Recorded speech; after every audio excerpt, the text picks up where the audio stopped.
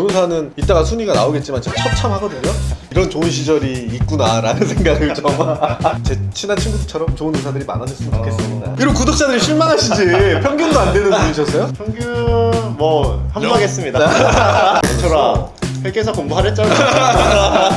아, 왜 이렇게 가격이 높아요 하면 싼 데 가세요 이렇게 하시더라고. 근데 거만하네. 아, 이거 진짜 좀 암울한데요? 제가 여기 껴도 되나 모르겠어. 숫자 늘리면 변호사 꼴 난다.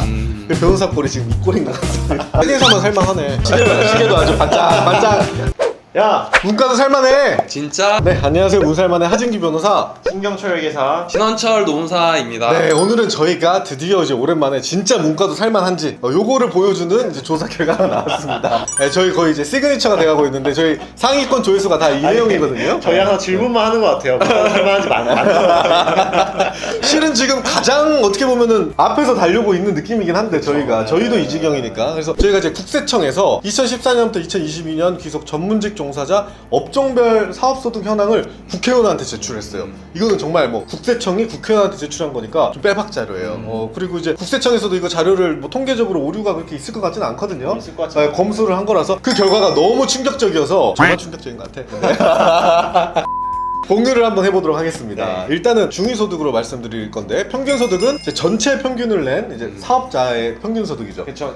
사업을 하시는 전문직들의 뭐 소득 평균인 거죠. 그렇죠. 그러니까 인건비 떼고 뭐 다 떼고 내가 떼고. 집에 얼마 가져가냐. 아, 그쵸. 세전이겠죠. 세전. 네, 세전으로. 그러니까 이것 떼고 월세 내고 내가 집에 가져가는 거에 세전의 평균이 평균소득이고 중위소득은 이제 1등부터 100명까지 이제 이 사람들 딱 세워놨을 때 가운데 있는 사람 50등 손들어라고 딱 손들었을 때 너 소득 얼마야? 라고 이렇게 말하는 거죠. 네, 네. 그래서 중위소득이 좀 더 와닿기는 할 거예요. 내 근처에 사람들이 많으니까. 뭐 1등은 두구두구두구 할 것도 없이 그냥 말씀하시면 돼. 1등이 누구죠? 의사.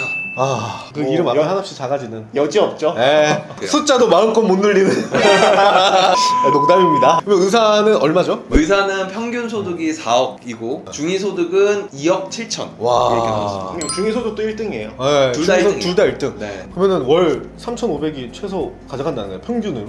그렇죠. 세전으로. 세전으로 세전으로. 3,500. 네. 야, 근데 제 친구들 보면은 세후로 3,000 가져가는 사람들이 많아요. 2, 3,000. 오, 그럼 세후. 진짜. 그러니까 실은 저는 이거보다도 더 있다고 느껴. 평균 소득이니까 뭐 못 버시는 분들까지 다 합쳐진 거니까 잘 어마어마하죠. 버시는 거라면은 네. 세후 3천도 많을 수 있어요. 근데 지난 10년간 의사들의 그 증가율을 보니까 2배로 증가했어요. 지난 10년간 의사의 평균 소득이 거의 2배 가까이로 증가했다. 야, 할 말이 그래도 없네요. 1등. 네. 부동이 1등이네요. 뭐 어떻게 생각하세요? 아니 근데 우리 노무사님이 좀 더 벌잖아 저거보다는. 아예 아니죠. 아이 왜 문과 수줍어 하지 말고. 아닙니다, 아닙니다. 변호사는 이따가 순위가 나오겠지만 진짜 처참하거든요. 변호사는 이제 숫자가 한 1000명대에 뽑다가 지금 1700명 되고 나서 처참하게 돼 있어. 근데 이런 좋은 시절이 있구나라는 생각을 좀 제 친한 친구들처럼 좋은 의사들이 많아졌으면 좋겠습니다. 농담입니다. 2등은 누가죠? 2등은 회계사. 평균 소득과 중위 소득이 다른데 네. 평균 소득 네. 2등은 회계사. 와, 그 2.2억. 예, 맞습니다. 야, 2억. 근데 중위소득은 9천만 원. 9천만 원으로 3등. 뭐- 어때? 좀 현실적으로 맞는 것 같아요? 주변 좀 봤을 때? 저거는 이제 평균 소득이니까 네. 주변에 저는 이제 잘 되는 회계사들이 많으니까 저게 맞는 것 같아요. 맞는 것 같아요. 네. 저거보다 더 넘어요? 저거보다 2.2억. 더 번 사람도 있죠. 야, 그럼 평균이 한 2.2억 맞는 것 같고 중간은 한 0.9억 정도 저거 맞는 것 같다. 딱 맞는 것 같아요. 야, 변호사가 더 슬퍼지네요. 야, 회계사가 근데 원래 한 1억대 아니었어요? 언제 이렇게 2억대로 넘어갔죠? 저희가 네. 몇 년 전에 회계 감사 피가 높아지는 그런 정책이 있었어요. 네. 그 정책 이후로 확실히 많이 는 것 같아요. 야, 소득이. 회계사님도 평균 이상은 할 거 아니에요? 평균을 좀 넘죠. 깎아먹는 것 같긴 한데 에이, 이런 겸손하셔가지고. 이런 구독자들이 실망하시지. 평균도 안 되는 분이셨어요? 평균 뭐 합류하겠습니다. 야, 자기 지키는 게 더 중요하구나. 자존심보다도. 멘토라 회계사 공부하랬잖아. 아 근데 회계사는 그 인원수가 뽑는 인원수가 비슷하죠. 몇 명 뽑아요, 1년에? 1년에 한 1000명 내외 뽑는 것 같아요. 아, 그 대때라서 정확하진 않지만 아. 한 1500명에서 1000명 사이인 것 같아요. 매년 이제 수요를 하는 인원이 있기 때문에 그 정도 인원 뽑아도 소득이 그렇게 나아지지는 않는 것 같아요. 야, 저 회계사가 이렇게 좋은 직업이었네요. 뭐 근데 뭐 그게 많이 번다고 해서 좋은 직업은 아닌 것 같고 뭐 아무튼 뭐 평균적으로 봤을 때 저 정도 버는 건 맞는 것 같다. 맞다. 그럼 3등은 세무사. 세무사. 회계 세무 이게 뭐 같이 가긴 하는데 그러네요. 1.2억, 네, 평균이 1.2이고 이제 중위소득은 중위소득은 0.6억, 6천만 원 6천만 정도. 중위로 치면은 0.6억인데 이제 평균이 1.2가 좀 앞에 분들이 많이 버신다. 잘 되는 치과가 잘 되는 것 같아요. 세무사. 세무사. 정신 차리자. 그러면 4등은 어떻게 되죠? 평균소득 4등은 치과, 수의사, 한의사. 평균 소득이 1억 정도. 한의사 같은 경우는 중위 소득이 한 0.7억 정도, 7천만 원 정도가 되네요. 그리고 치과 같은 경우에는 1억 6천. 중위 소득으로 치면은 의사, 치과 의사가 1, 2등이에요. 그러니까 자격증의 가치가 안정적으로 뭔가 수익을 얻는 거라고 치면은 가장 높다. 진짜 하방이 네. 확실히 탄탄한 것 같아요. 의사는. 네. 그러니까 우리도 중고등학교 때 공부를 좀 더 했어야 되나? 아예 고등학교 때부터 과를 만약에 제가 고등학교 때 김과일을 알았다고 하면은 의대를 갔을 것 같습니다. 아, 김과일가 뭐죠? 김가희는 우리나라 대한민국 최대 1등 과외 플랫폼으로서 그 선생님과 학생을 매칭시켜주는. 거기 가면은 의대 보내줄 수 있는 선생님들이 그렇죠. 거기에 많으신 거예요? 의대생 선생님들도 있고 의대를 많이 보내시는 선생님들도 있고 변호사님들도 이제 가서 수업을 해야 될 것 같아요. 김가혜 우리 김가혜 많이 사랑해 주세요. 감사합니다. 변호사는 언제 나옵니까? 지금 4등까지도 안 나왔어요. 5등은 뭐예요? 리사. 변리사가 지금 평균 소득이 9천만 원. 9천만 원.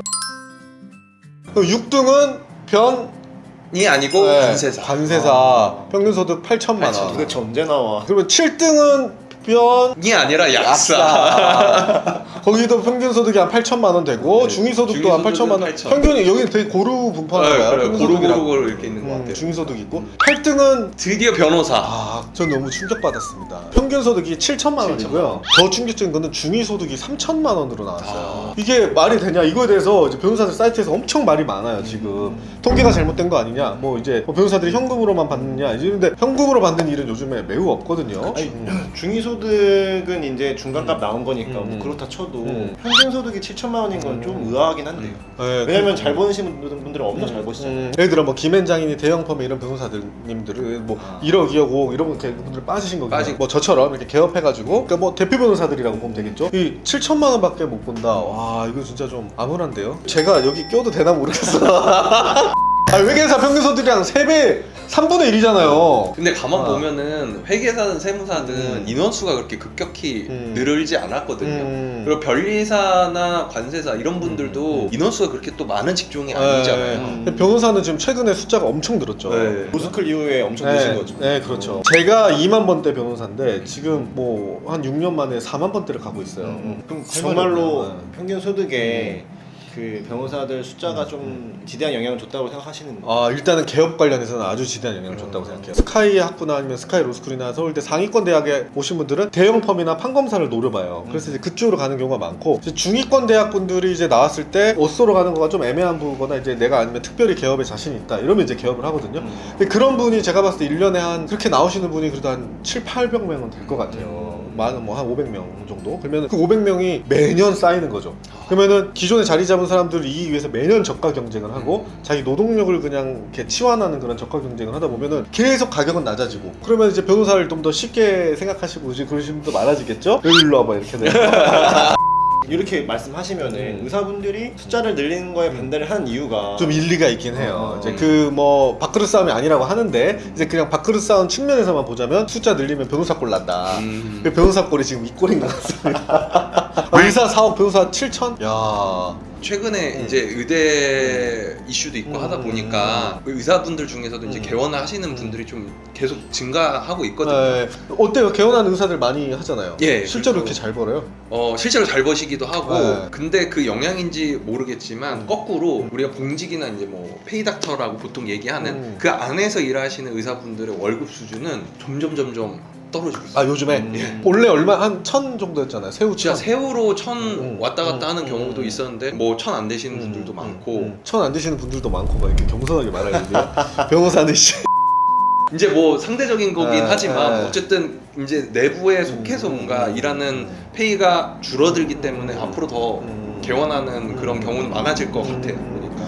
그러니까 이제 변호사가 약간 문과에 어떻게 보면은 좀 상징적인 그런 맞아요. 거였는데 이제 이렇게 망했으면은 문과가 이제 살만해가 할 말이 없어지긴 하네요. 그러니까 사실 회계사만 살만하네. 더 이제 가슴 아픈 거는 이제 변호사님도 겪어보셨겠지만 이게 이제 박리담회 쪽으로 가기 시작하면 내 몸을 갈아서 넣는 거니까 워라벨이라고 하잖아요. 그런 것들이 이제 너무 또 급격하게 안 좋아지니까 소득도 줄고 몸도 아프고 약간 이런 몸도 아프고.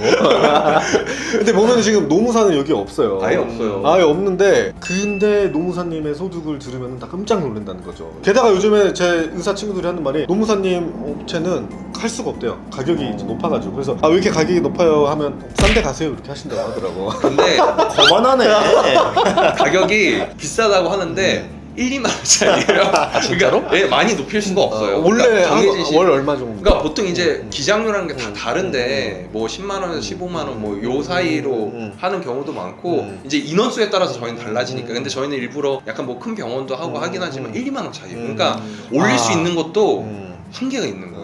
저희 의뢰인들 중에 이제 어리신 분들이 이제 저희랑 같이 싸우기로 했다가 부모님이 알면은 부모님은 이제 그 전관, 검사 출신, 뭐 판사 출신 나이 드신 분들이 있는 펌을 선임하려고 하시는 경우가 많아요. 저희 같은 젊은 변호사들이 아니라 그러면은 저희가 예를 들어 한 600 정도 수임료가 한다 치면 거기는 3,000, 4,000이거든요.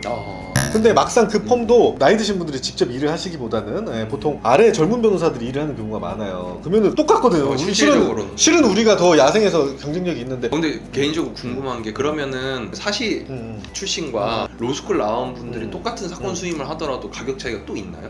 그 안에서도? 그거는 그렇게 잘 없는 것 같아요. 사시가 없어지고 이제 로스쿨이 생겼기 때문에 그쵸. 이 세대가 달라서 나이대가 아예 다르기도 해서요. 그래서 그거 가지고 이제 구별을 하거나 그러진 않아요. 네. 근데 뭐 정관예우 뭐 이런 분들은 그럼에도 그렇죠. 네. 확 차이가 난다.